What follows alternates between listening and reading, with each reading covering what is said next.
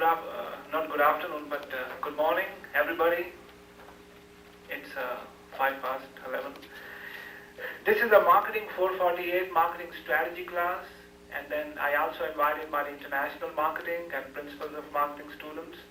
And today we are very lucky to have Mr. Pat Hickman. He's the chairman and CEO of the First State Bank in Kenyon.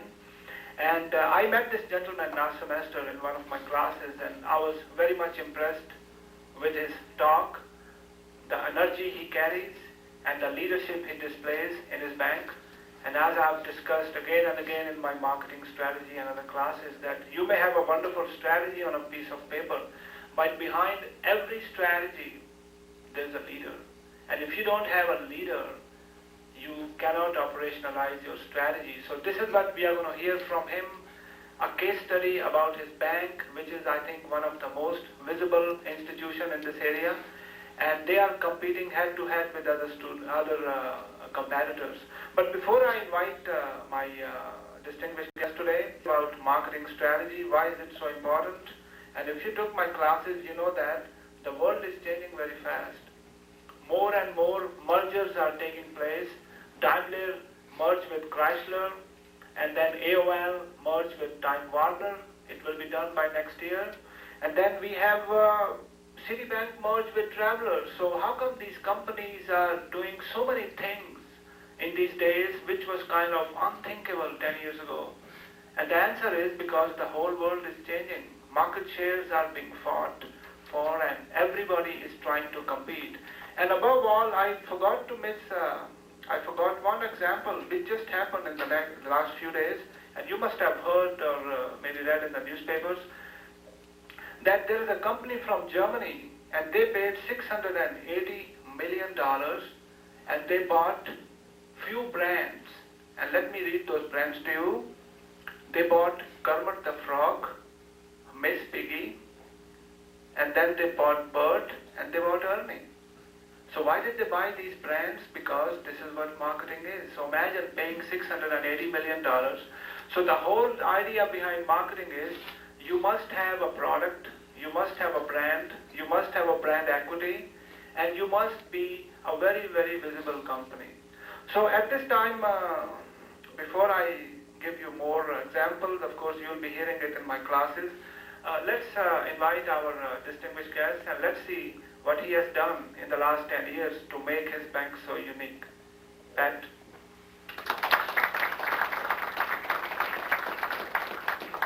Thank you, Dr. Anwar. They're tying me to the podium today, so I hope I can speak. I'm usually a little more mobile and handish as I speak, but it's my pleasure to come up here to you all today and talk to you about First State Bank and the things that we've done. This bank is kind of like my baby. It's something that we put together 10 years ago, and it's been an interesting process over a 10-year period of time. To give you a little background, first I'll tell you a little bit about myself, and maybe we can identify there to a degree. It seems like a few years ago, but not so many years ago, that I was sitting in the same chair that you all are sitting in today. I grew up here in Canyon. In fact, I was saying earlier, my mom works a cashier and clerk over at the WT bookstore for many a year. My dad was the property manager here at WT. But both of my folks were just regular old working people. And I grew up here in Canyon, Texas, just 2 miles east of town out there where the interstate now passes over the Paladera Highway, is a home that my folks built when I was 3 years old. I fell into the banking business. I was a marketing major, and it just kind of happened. The truth of the matter is, I met this really good-looking girl, and I enrolled in classes just so I could hustle her. And I didn't want to go out into the real world yet, so I got a part-time job working at a credit union in Amarillo, and shortly thereafter, a couple of 3 years later, was working at a bank here in Canyon, and fell into the banking business. And it was about age 21, 31, 32, looked up one day and I told my wife, I said, I think I want to be a banker. I really like this. But my real dream, I think, is I want to be a small town bank president. That's what I'd like to do. I tried in my career, I had to stop at a couple of the large mega banks, and personally, I just didn't like it. And I liked more of the freedom that you get through working in a smaller organization. I guess to best tell you all the story of First State Bank, First State Bank was founded in Happy, Texas in 1908, 92 years ago. And for 82 of those years, was in a little old bitty building down in Happy, Texas, had a whopping 6 employees. They had, when I first went to the bank, they didn't offer credit cards, they didn't offer floating rates on loans, they didn't have IRAs, they didn't have ATM cards. It was just a little $10 million bank. I was working for one of the branches here in Canyon, and quite honest, became kind of dissatisfied. They changed bosses on me, they didn't like it. And one day, I went to one of the guys that I worked with, and I said, in fact, he still works with me today, and was just talking. I said, Ross, does Happy have a bank? I didn't even know. 15 miles away, I grew up here, and I didn't know. And he goes, yeah, I kind of think it does. I said, we ought to just buy that bank. And of course, now you got to think 1989 is when this conversation was going on. Banks were failing left and right, over and under, everywhere. Nobody wanted to talk about buying a bank. And I won't bore you with the whole long story, but just a couple of days later, a guy was in my office, and I asked him for his banking business. And he said, well, I'll probably move in a couple of years. I said, well, where do you bank now? And he said, down at the Bank in Happy. I said, well, why in a couple of years? He goes, I was just talking to the president yesterday, and he wants to sell his bank. You're kidding. And next thing I know, 5 o'clock that afternoon, I'm sitting in McDonald's with him over here, drinking coffee, saying, how would I buy your bank? And he said, well, I don't know. I've never sold a bank before. And I said, well, I've never bought one either.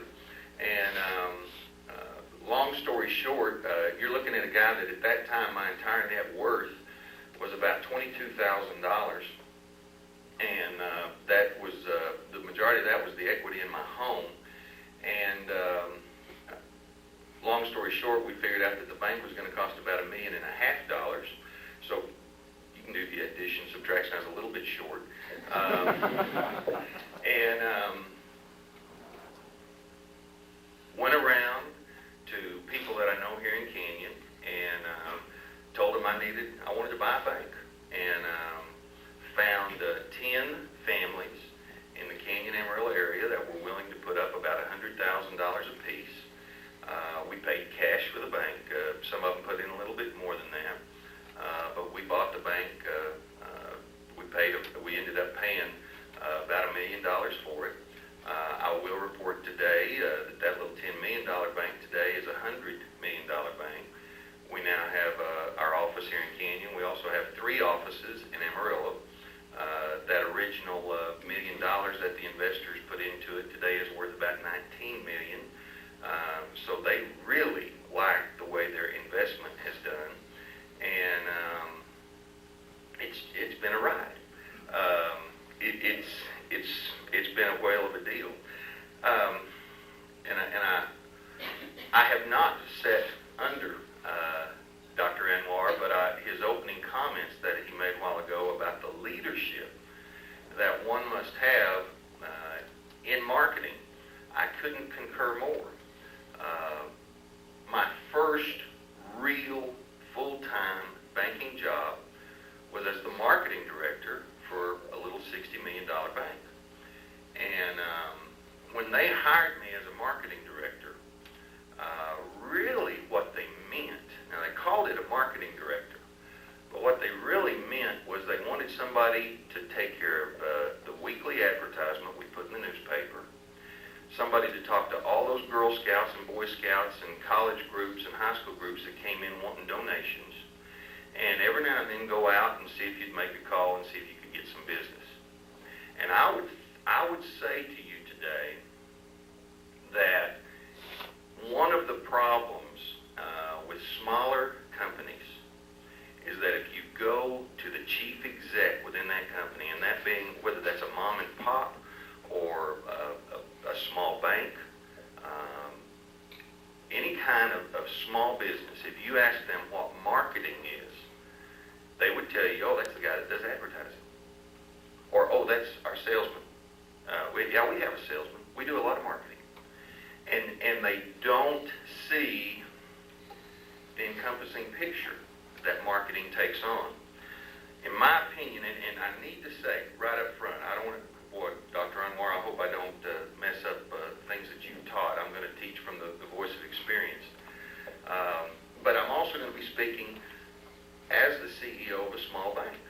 And $100 million, that sounds huge. I remember what $100 million sounded like when I was 20 years old. But when you consider that Bank of America is $600 billion, First State Bank, in comparison to them, the example I normally use is it's like a gnat on an elephant's butt. We don't even register. Their overdrafts on any given day are greater than the total assets of our bank. But in a thriving organization, in an organization that's moving, and I believe that First State Bank is, marketing is a philosophy of the whole organization. Marketing is the centerpiece of our organization. It drives everything that we do.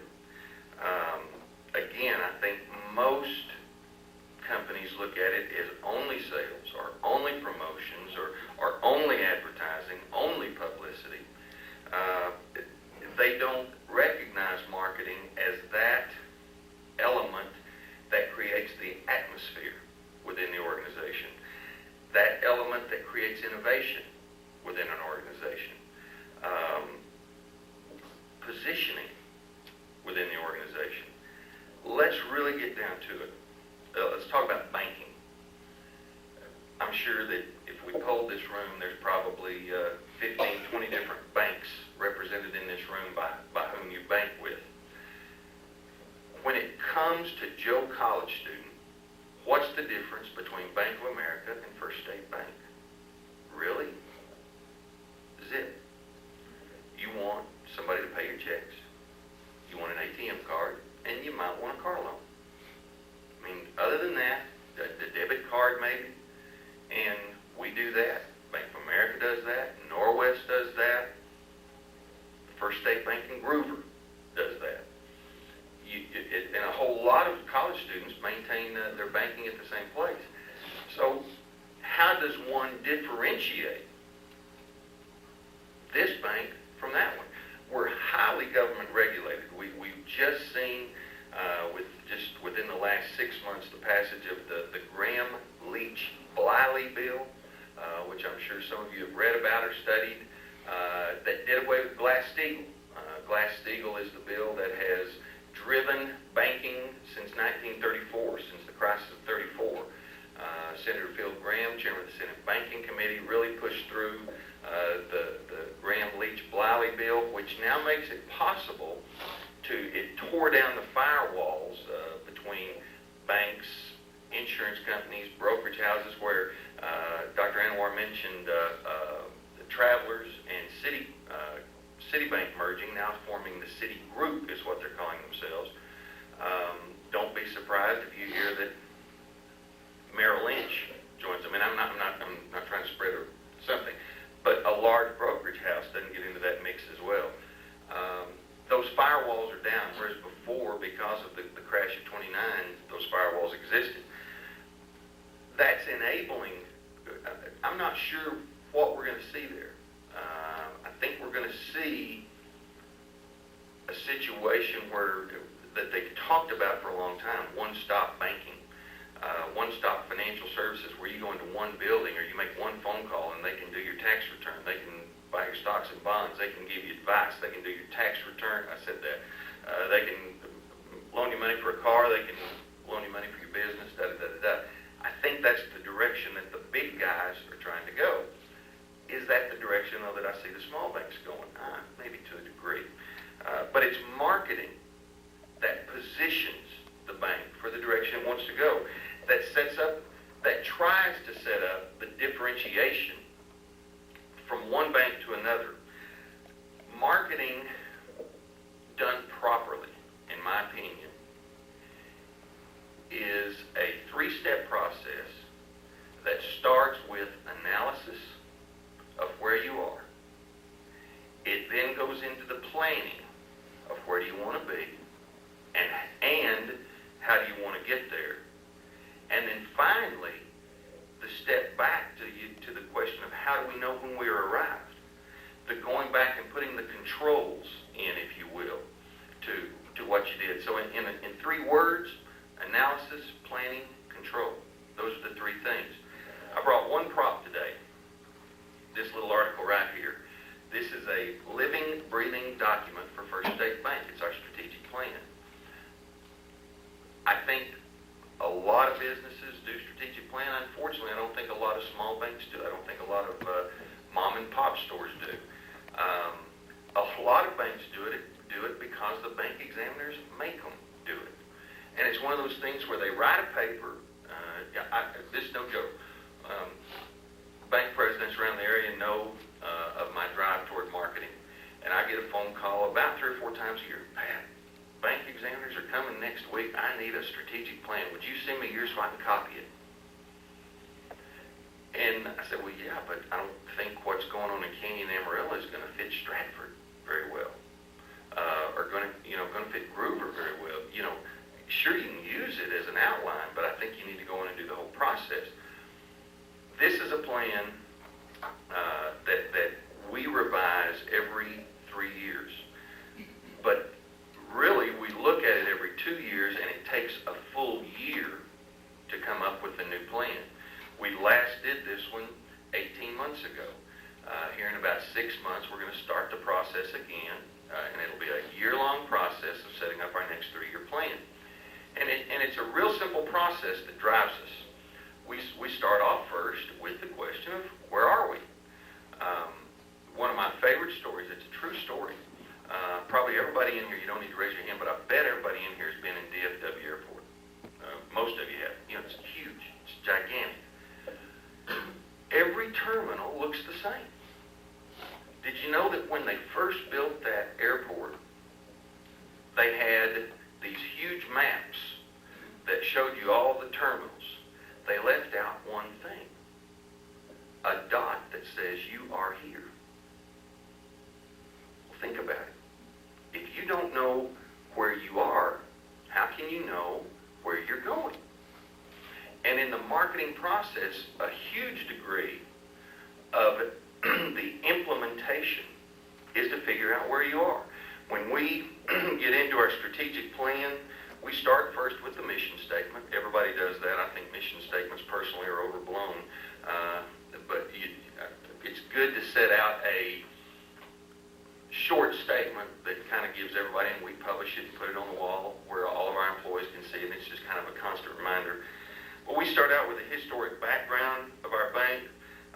We go in and we look at our market where we describe we describe our 3 markets, which are Happy, Canyon, and Amarillo, Texas. We don't try to do anything outside of those areas. Those are the areas we want to go to. We go into a rather long discussion about our competition. And we send out shoppers sometimes, secret shoppers to the other banks, to the other credit unions, to the other savings and loan. Well, there's only one savings and loan left around here. But we send people out to those places to see what they're doing, to pick up their brochures, to hear what's going on, and check out the things that we're doing. We look at our own internal financial structure, where we are, what can we afford, where are we as far as the affordability of doing things.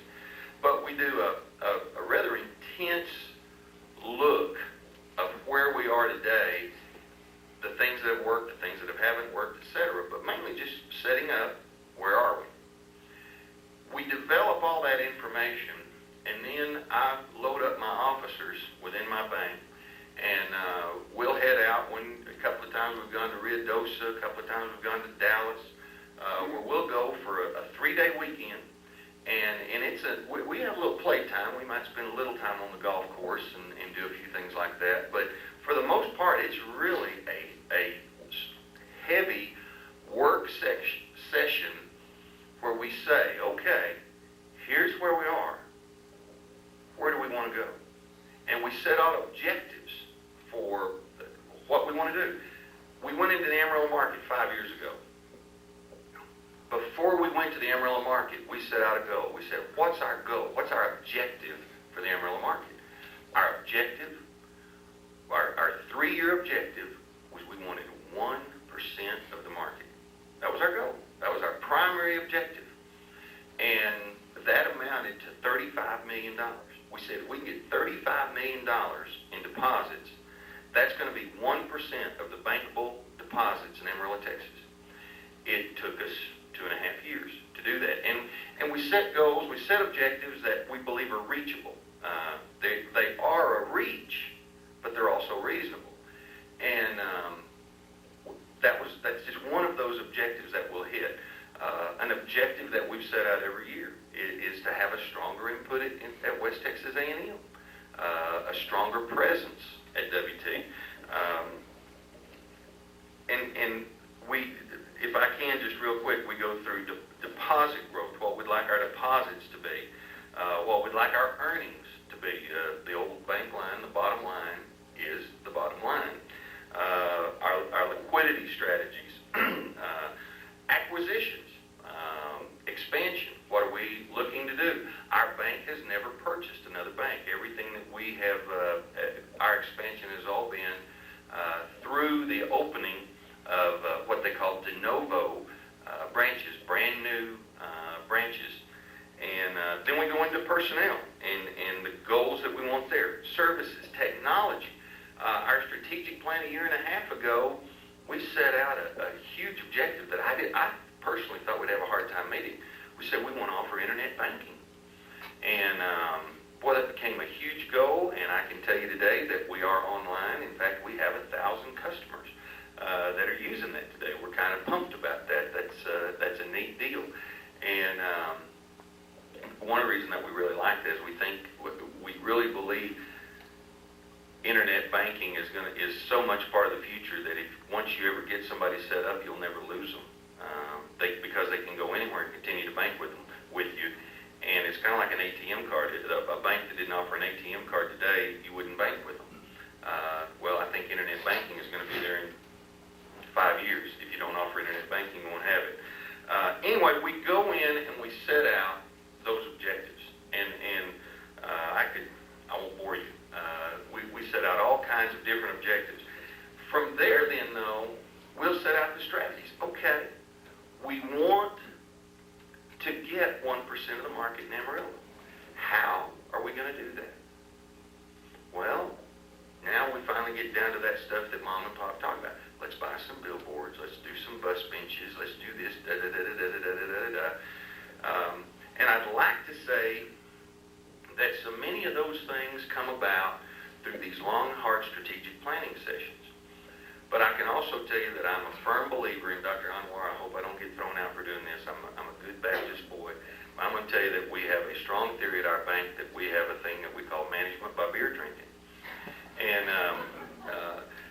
every now and then, we'll just sit around and relax and shoot the bull and start talking about some stuff. The best marketing deal that we have ever done. We're doing it right now. We're in the middle of it. Denise and Jennifer, who are here on the front row, are two cogs in this wheel. But here about, 8-9 months ago, me and 3 or 4 of the folks were sitting around late afternoon one day and said, we need to stir the water up a little more in Amarillo. What can we do?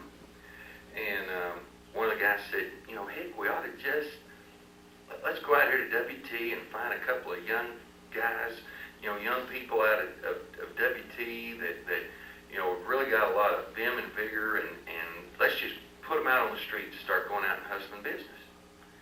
And I looked at them and said, oh, gosh, guys, I said, the concept is good. Let me tell you something. If you don't know the product, you can't sell it. And you have to know the product.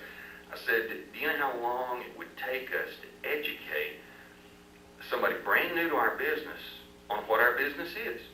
CDs, new accounts, savings, installment loans, commercial loans, internet banking, all these things, to the point that they could intelligently converse with a customer. Because you walk into Joe Blow's business, who's working right there that day, and walk in and say, hey, we'd like to have your business. Well, what are you guys charging on commercial loans right now? How do you answer that if you don't know the business? Well, what kind of documentation do you require on your loans? Well, I need to talk to you about my tax status. Let me show you my tax return. How could you help me here? Again, somebody without any experience, you're going to be going, what do we do here? So I said, yeah, you're right. But I said, there's got to be another way to do that besides just doing that. I said, do we have anybody internal? And I said, whoa, guys, we have 3 ladies who are lending assistants with us right now, which, not trying to sound degrading, lending assistant in a lot of ways is a more formalized word of saying secretary. Somebody that helps open new accounts, somebody that helps put loan documentation together, but it's more than that because there's a lot of decision-making stuff that goes with it. But we got 3 ladies right now in our bank that, I don't know if you ever noticed, but when customers walk in the bank, they walk first to that person's desk. And these 3 ladies have all been with us a long time. They all know our products. They know them backwards and forwards, and they all have the personality of a neon light bulb. We need to put those 3 out on the streets and say, go get business. Hustle. Just make calls. Well, how many calls would they do a day? Well, let's say 5 calls a day, 25 calls a week, 100 calls a month, and let's really put them out. So that was kind of the deal. Well, then one guy says, well, hey, Pat, what about cars? I mean, they're going to have to do their gas and insurance. They're going to be out a lot of that. And I went, guys, an idea that I've been carrying around for 20 years hit me. And the best advertising and best marketing ideas are those ideas that you steal. Don't ever, and variate just a little bit. Don't ever be proud. Don't ever be shy that you stole an idea from someone. But 20 years ago, I read about a bank in Atlanta, Georgia, that put an ad in the paper that said, we're looking for 20 Volkswagen owners that would like a new free paint job. They had like 2,000 people apply. They got all these names and stuff, and they put together this long application that they sent back to the people, explaining to them that they wanted to paint 20 Volkswagens in their bank colors with their bank logo on it, etc. And that for 1 year, these people would drive these cars and, in effect, be an emissary for the bank, an ambassador for the bank. They would not work for the bank. They'd merely drive these cars, traveling billboards. And at the end of that 1 year period of time, they would repaint their car whatever color they wanted, if they'd be willing to do that. And then they set out in this, though, that there will be a screening process. You're not allowed to drink, is one of the things. And there were a number of other things. The car needed to be in fairly decent shape, et cetera, et cetera. Well, they got 20 people to do it, and it was just a huge marketing campaign. It was a huge success in name identification. And I said, guys, it's time to pull out the Volkswagens. Let's go buy some Volkswagens, paint them up in the bank colors, and put these ladies in them, and we're going to have traveling billboards. If I may do an impromptu poll, is there anybody in here that has not seen one of them? It works. There's 2 of them parked out here right now.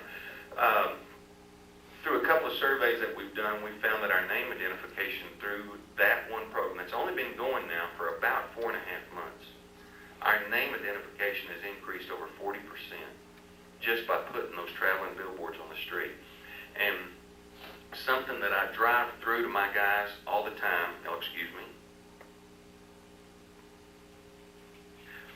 I do have some old traditionalists within my bank. They're young guys. They're just still traditional in their thinking. They still think of marketing as advertising. Hey, we really need to get our business up and everything else. Let's buy another ad in the paper. I say to them over and over, guys, all that advertising does is create awareness. And I'm sure y'all have heard that before, but hear it again. All that advertising does is create awareness. And what these cars have done is create awareness that we're there, that we are a bank, that we are in Amarillo, that we are in Canyon, that we're a bank. And people now see that oval with FSB in it, and they recognize First State Bank. The thing that differentiates is when one comes in the door, or when one calls on the telephone. And I don't mean to badmouth my competition. I'm not doing it for that purpose. I won't even use their name. There's a bank here in Canyon, one of the conglomerates. I hate calling them because I get the recorded voice, and you punch the button, and next thing you know, you talk to somebody in Dallas. Literally, you know the Amarillo National ads with the fat guy and the skinny guy. I'm sure you all seen them. They're true. Those things really do happen. I really did call this. I was trying to get a hold of a banker in Borger that worked for one of these conglomerates. Called over there, get put on hold. Get this. Finally, guy in Dallas answers the phone. I said, I need to speak to so and so. And the guy says, well, what branch is he in? I said, Borger, Texas. Quote, I don't think we have a branch there. You know, and I just, yes. I love these guys when they do that. I hope that they're saying the same thing about Canyon, Texas, when my customers or mutual customers are calling in. But my point is, were I a customer and I saw an ad that said 8% CDs at that bank, the CD created awareness to me that they were there. But if I get on the telephone and I can't get through to talk to somebody, they've just lost a sale. That's going to blow the sale. Or once they walk into the business, if that person that's the customer service representative that's sitting there is rude, having a bad day, and I don't get the sale, it's lost. The point I'm trying to make is that you can go through it. It's not just the leadership. Leadership is the must, but it's got to be an attitude that permeates the whole organization. You can be a marketing director that has the greatest, most dynamic scheme in the world and plan that gets these customers calling and coming and da-da-da-da-da. But when they walk in the door, the employees are in a bad mood. Or the employees are mad at each other, or they're just whatever. Or the phone doesn't get answered. Folks, I'm here to tell you, it doesn't matter how much money you spend on advertising and how many dollars you spend on doing the other things, you've lost the sale. That one thing that you were looking for is gone. So we try, when we put together these strategic plans, to go in and look at, we talk about advertising, we talk about business development, which is we're the Bugs and Denise and Jennifer and Tammy, the three ladies that drive them. It's really it's a twofold deal. They're creating awareness as you see that bug going down the street, but more than anything else is they're out every day in people's faces. Jennifer picked me up today to come over here, and she said, sorry I'm late. I was on a call. Did you get his business? No, but I think we're going to. That's what I want to hear. That's the difference. And I think the thing that differentiates us is to a degree, every bank does this, we do go out and we call on people. We tell them we want their business. Advertising and promotions, and I'll be glad to get into some of that detail if you so desire, but once again, I really don't think that that's what we're talking about. I mean, that's just one small jigsaw piece in the puzzle when you talk about advertising and marketing. Advertising as marketing. 5 or 6 years ago, we had some bank examiners in, and they asked me one time, they said, Pat, describe your job. And I said, okay. I said, I'm a visual kind of guy. I said, I'm a juggler. And my job is to keep 6 balls in the air at all times. And if I ever drop one of those balls, am I in trouble. My 6 balls that I have to keep in the air are customers. Customers come first. Always, that old saying's true. Customers, employees. And I'll tell you right now, I'll come back to it, but that employee ball, all the other balls are about this big. That employee ball is about this big. Directors. Remember those people I told you about that put up $1 million? They own a stake in this thing, and I've got to keep them happy. Well, we also have other stockholders that are doing. They're the 4th ball. That we have to maintain communication with our stockholders and let them know what's going on. The 5th group are bank examiners. These guys, 26-year-old pukes that walk in the door and have the ability to shut my bank down. And there's 5 of those pukes sitting in the bank right now, and you may quote me. Anyway, it's a good exam. They're gone tomorrow. Thank you, Lord. Those 5 balls have to keep there. The 6th ball, by the way, is my family. That's really the main reason I'm doing this. I don't do this for my health, and I learned a long time ago if you don't take good care of that ball, then the other 5 balls don't matter at all. But let's talk about these 5 balls. The key is communication. Communication is part of marketing. The key is communication. You have internal publics, you have external publics. I'm sure this is stuff that y'all have all studied in marketing before. The external public is, I consider, honestly, my stockholders and my customers. Those are 2 external groups that I have to communicate with and communicate with often. I have to let my customers know, you come first. Yeah, we're taking care of you. We're going to take better care of you than the other guys take care of. I have my stockholders that I have to let them know, hey, here's how much money we made, here's what your stock's doing, here's why it's doing good, here's what our plans are, da-da-da-da-da. Let me tell you, when we wrote the strategic plan, I mailed every one of my stockholders a copy of this so that they could see what our long-term plans were. The 3 internal publics, the directors, the regulators, and the employees. Regulators, they show up every 18 months, and let me tell you, I market the crud out of them for the 2 to 3 weeks that they're here. We try to take them to dinner every night. We buy them whiskey and beer and whatever else they, okay, I'm exaggerating a little.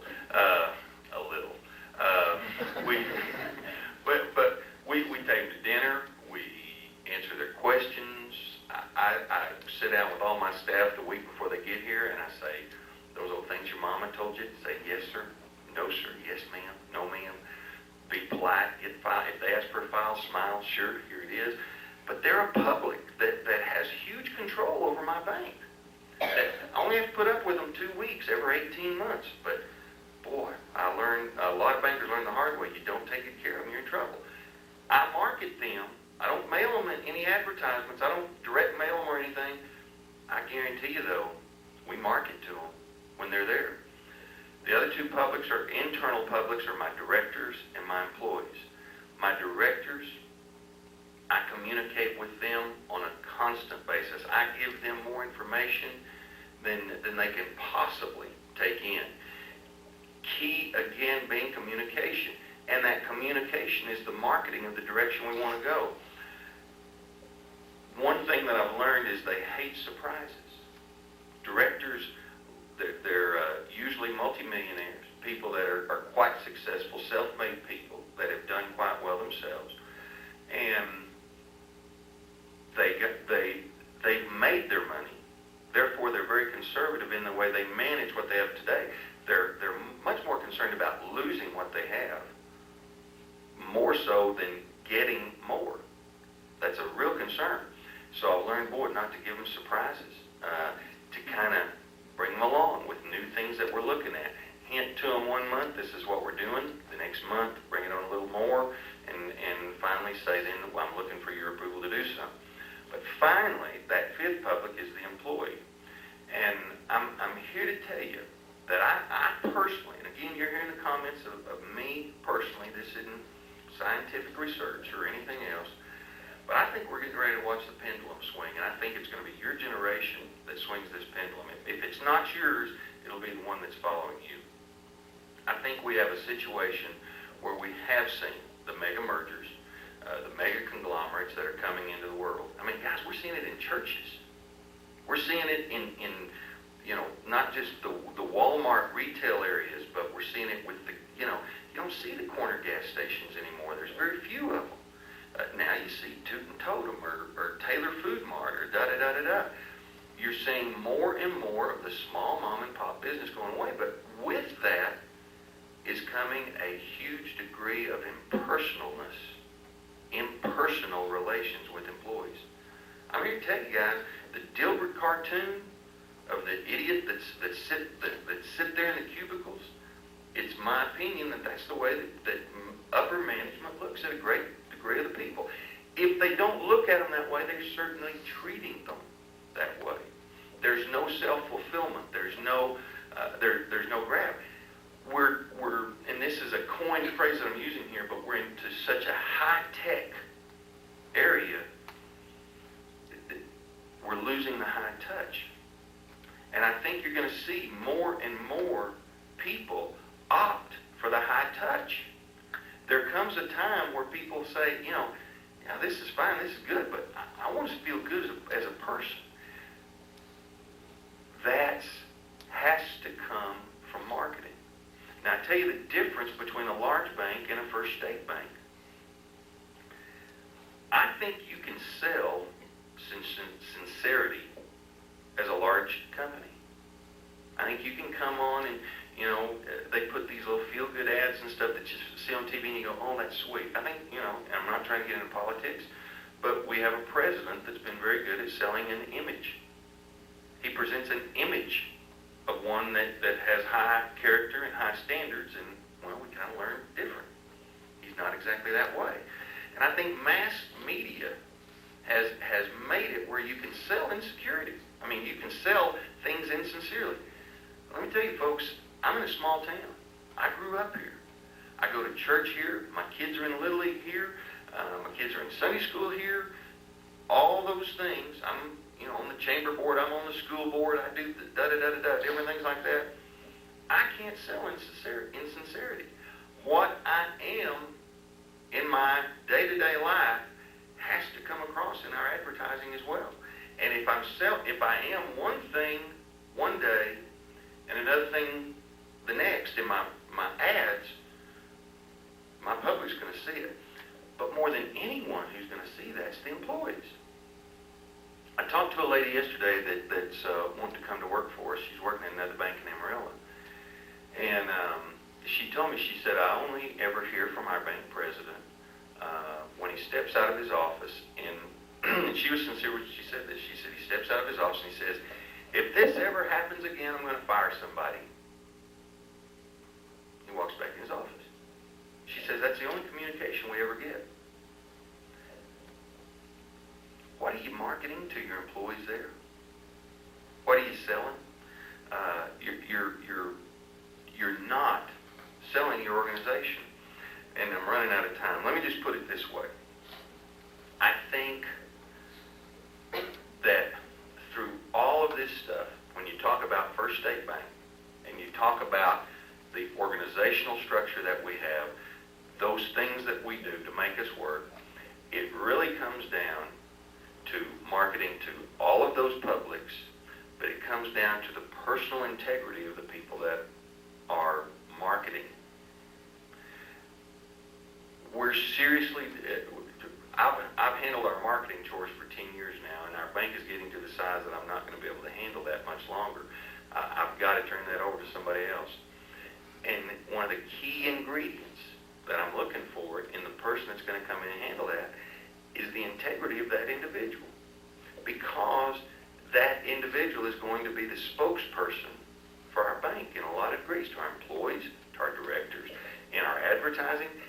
And the heart of that individual, in my opinion, comes out in all things that are said through the organization. And my personal opinion, again, it's a person's character and integrity that, again, formulate that as you talk about the organizational structure as a whole. Dr. Anwar, I've gone a lot longer than I was supposed to.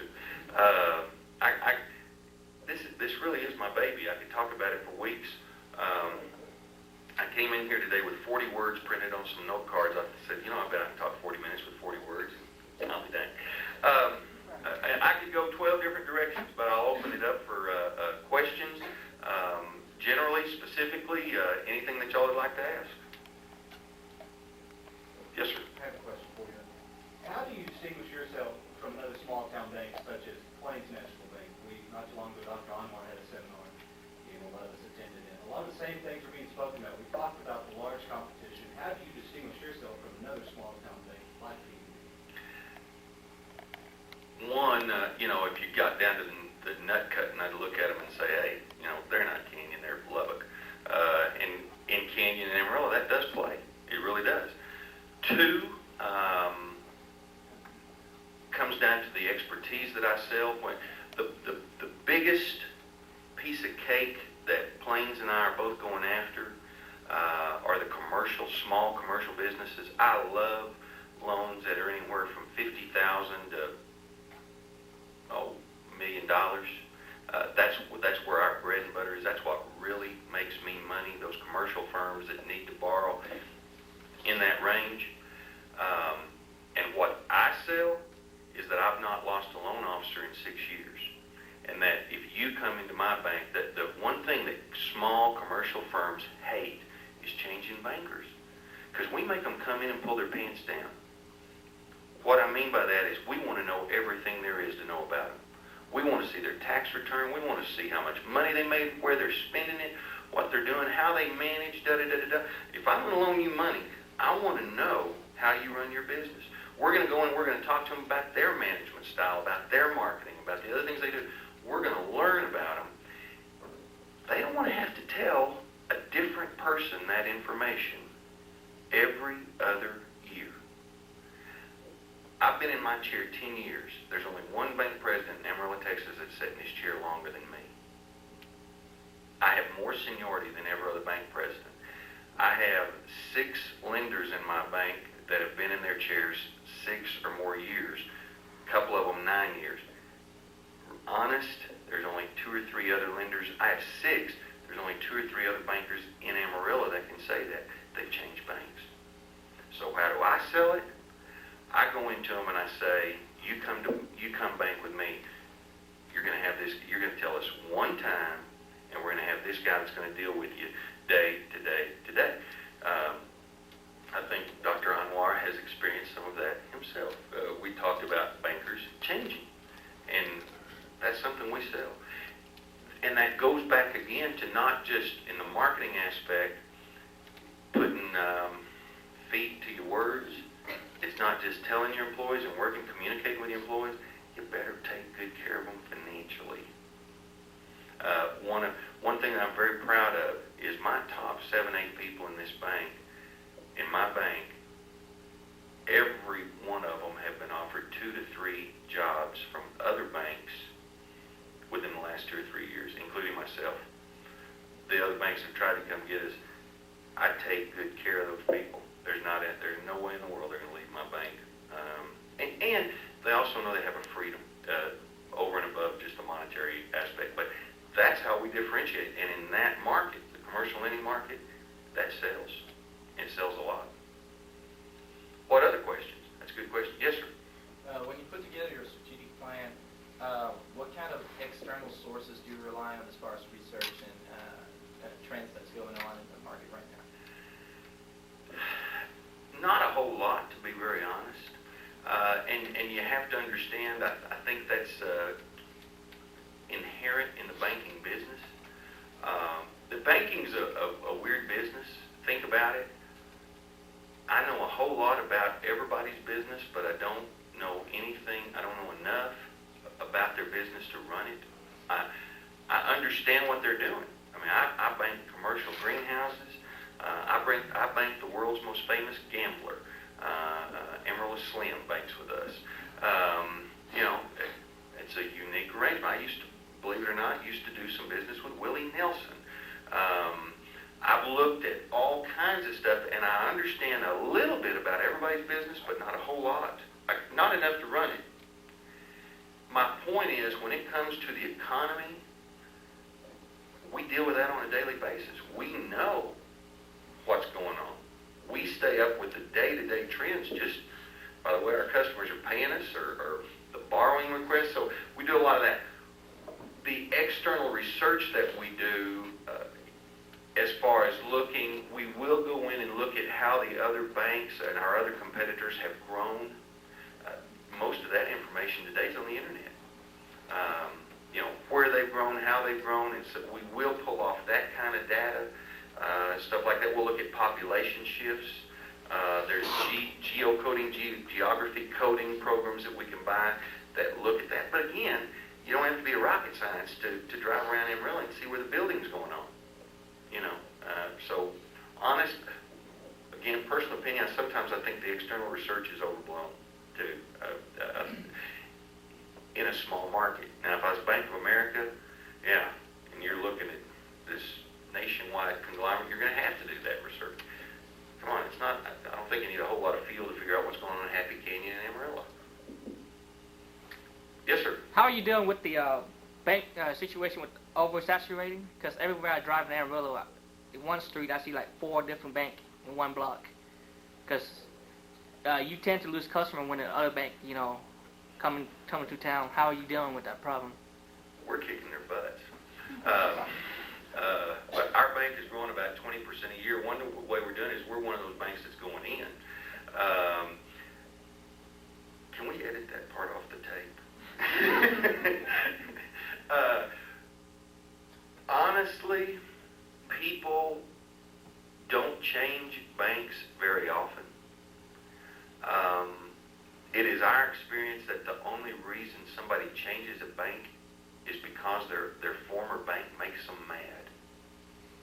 You've normally got, you've got to make them mad by turning them down for a loan, returning one of their checks that shouldn't have been returned or something like that, or charging them a high fee, and which a lot of that's going on right now.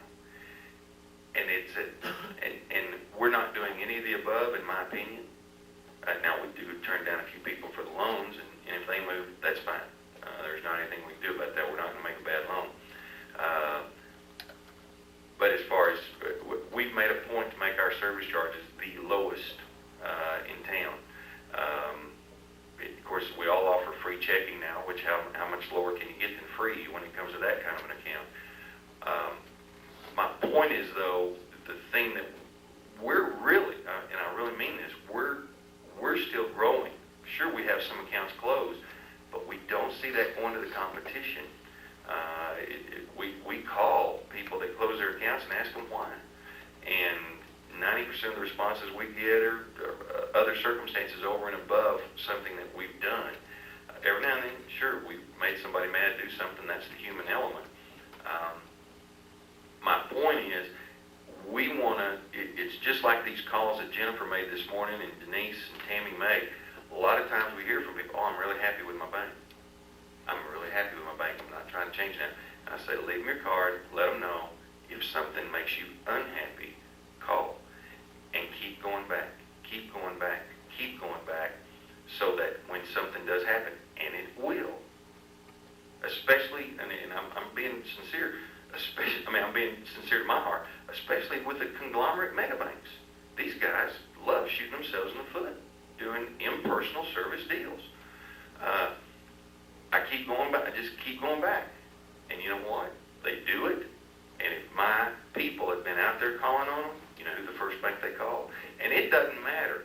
If they think they're going to get good service, it doesn't matter if we're all the way across town, because they want somebody that's going to take care of their money.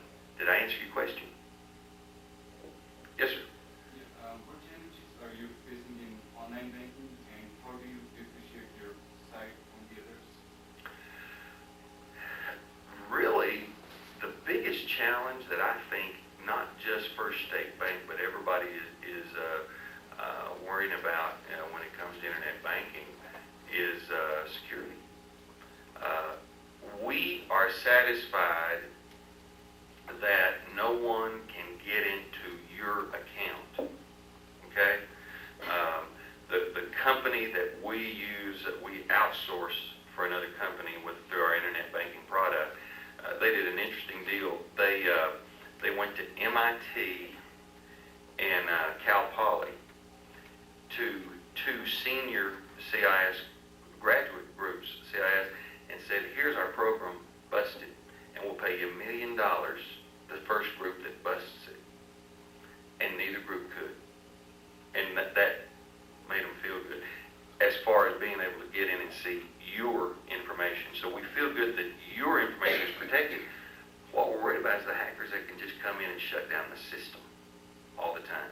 And as y'all saw, happen with eBay and a few others here a couple of weeks ago, it's those kind of things that really bother us. I think that's the biggest challenge that we're concerned about. What are we doing to differentiate ourselves? Again, honest. You've seen one, you've seen them all. I don't think there's a whole lot of difference here and there. We offer bill paying. We offer the online brokerage service where you can go and click this button and, all it does is send you to another site, which is what 90% of the other ones do. They may dress it different, but really the differentiation, it's kind of like when I started the conversation. As far as Joe College student goes, there's really not any difference between First State Bank and Bank of America, other than that if you go to Missouri, they've got a branch there. Yes, sir.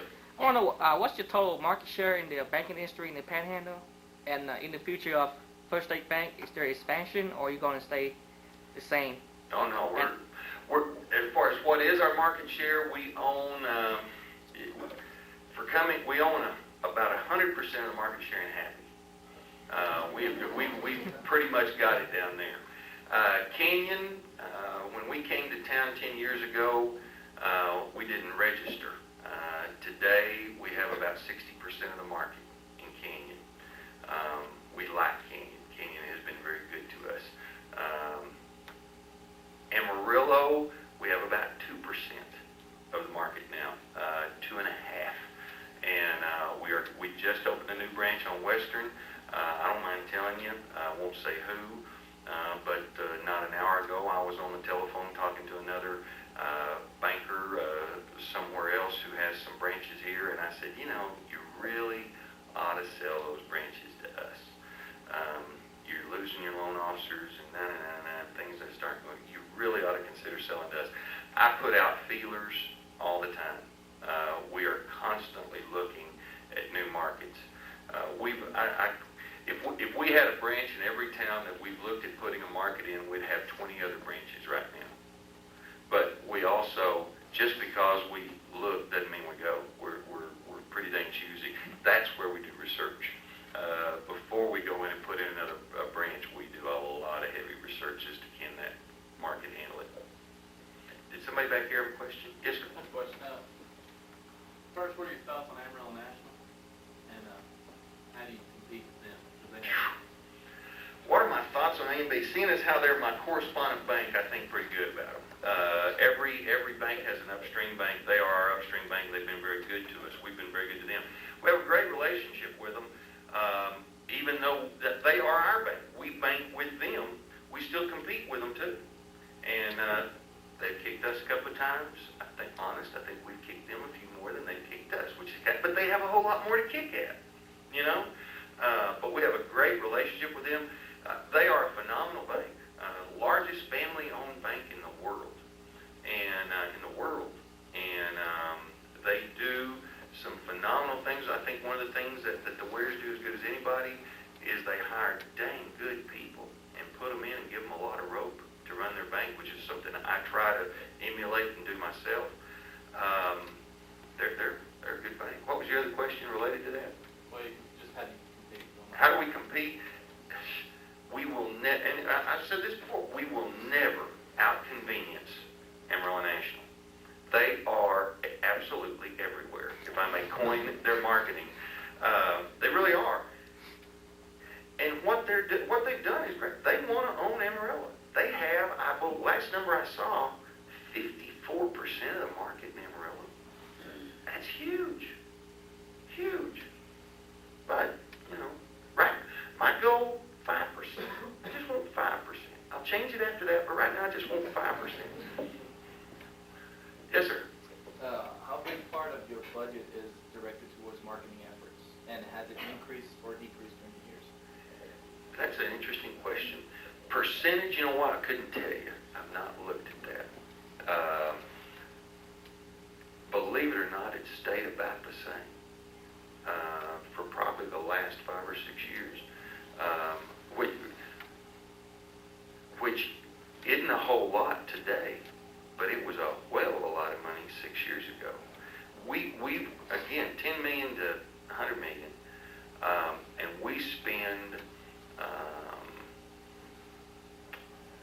everything now, and I'm talking about advertising and that kind of stuff. We do probably $1.4 million a year, which for a $100 million bank is a lot of money, but for a $50 million bank, which is what we were about 4 or 5 years ago, that's a whale of a lot of money.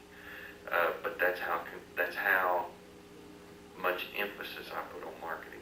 I think without it, if you're going to be with the big boys, you got to play with the big boys, and that's just a key thing we do. Good question. Yes, ma'am.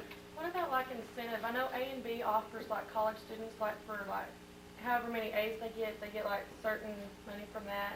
And then like whenever another bank buys out another one, they give like big incentives to the employees. Do you guys do anything like that, or? I can't do it to that degree. We do other sort of incentive deals. Not necessarily like that. That's a great idea. And when the other banks buy each other out, usually the first phone call that I think I'm one of the first phone calls that Richard Ware makes, because he and I dance around tremendously. I tell you what, I pray to God that every big bank in the United States of America comes to Amarillo, Texas, and I'm the only independent left. I'll kill them. I just love them. I love them to death. I hope more of them come to town. And if some of y'all work there, I'm sorry. I'm not trying to badmouth your boss, but golly, they're fun to compete against. We do fun stuff. I think when First Amarillo sold to Boatman's or whichever one they went to next, we popped a few champagne bottles in the lobby, and we were carrying around champagne bottles and giving them to our customers as they were coming in, some stuff like that. We've done some small incentives. We don't make as much money as Richard does, so that's another reason we haven't. But yeah, we do. You have to do fun stuff. You have to. The funnest thing in the world for employees is when you walk around handing out money. When we hit we can't do it again to the size they do. When we hit $100 million, I went to every branch in the bank, gave every employee a $100 bill. When the first time we when we earned $1 million for the very first time, I walked around the bank and handed every employee a $100 bill. Just stuff like that. Others? Okay. We have a few more minutes. Yes, sir. Let's say 20 years down the road. I'm going to be retired. Okay, 10 years down the road. Let's say Okay. First State Bank is double its size and double its market share. Will you continue to use the same strategy as the local small bank or a corporate bank? I think I can answer that. One, I hope our strategic plan says that in 10 years we'll be 5 times the size we are today. I hope we're more than double. We should be a $500,000 bank, $500 million bank, if our current growth continues. Which, by the way, if you're an aspiring person that's looking for a great opportunity for growth on the ground, and you have a good, strong character, and you like challenges, it's going to be a great place to work because doors are still opening every day. That's my advertisement for jobs. But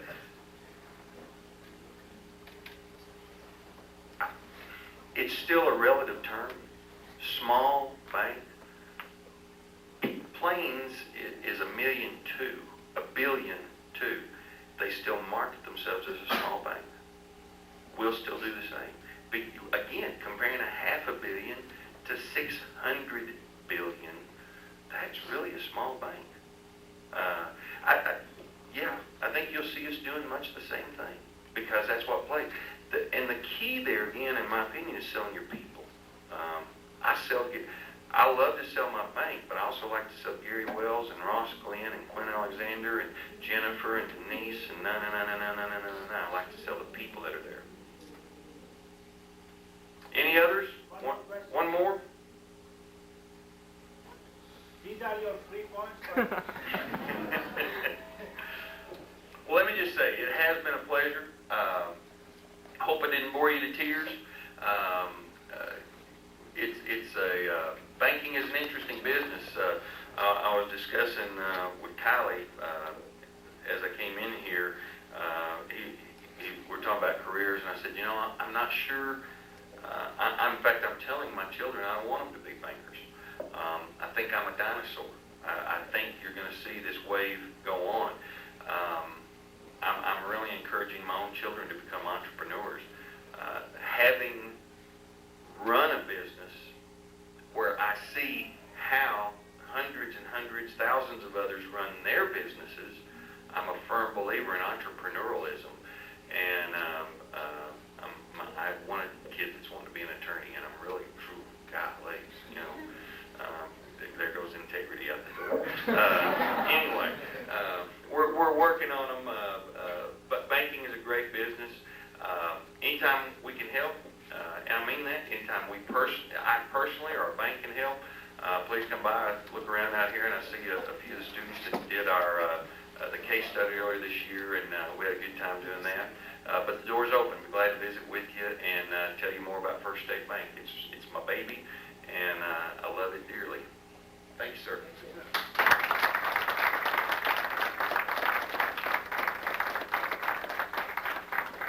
Before we conclude, I just want to make a few points. Over there are roll sheets. These are like your lottery points. Don't forget to write your name because you are going to be getting extra credit. Anybody who's here, they will be rewarded in their grade. I want to make a few points. This kind of a program is not just my effort. There are 3 individuals, they helped me today. Tatiana is over there. She's my graduate assistant, and she's from Russia. Faisal Mahmood was my grad assistant last semester, and I think he's one of the best we have, and including Tatiana. Ali is from Pakistan, including Saudi Arabia. He has 2 countries. And then we have Wynn, my international business major, and he's very good behind the camera, and I always appreciate his help. And then there are some individuals I want to recognize. They have been one of my best students. Gali Pryor was my student last semester, and he broke all the records. I think he made so many good grades. I was kind of pretty fed up. And now he's doing his MBA. Very good student. These are the future leaders of our community. And then we have, I want to recognize one more individual. You deal with him all the time. I think he's also one of the best marketers on campus because he bugs me all the time and he has a lot of questions. He's over there, Bill Hawkinsmith, director, bookstore. And you know him, you may have seen Bill. I call him the walking billboard on campus because he's very good at what he does. And so basically, we are very happy that we had a wonderful speaker, and I really heard a lot about you and your skills, and some people told me that you have been one of the best, and as I said before, leadership plays a very important role, and your people also, they appreciate. And by the way, I would like you to know that to this room, these sessions, I do that every semester. We have invited one of the John Wares, we have invited Paul Engler, we have invited, Greg Mitchell, and there are many speakers we have invited in the last 10 years, and I think it's very important that you people need to interact with the real world, and this is your real world. This gentleman is a role model, and we always capitalize on their strategies. Anyway, thank you for coming, and we appreciate your help, and let's have a good hand for our speaker, and we'll see you next time. Goodbye.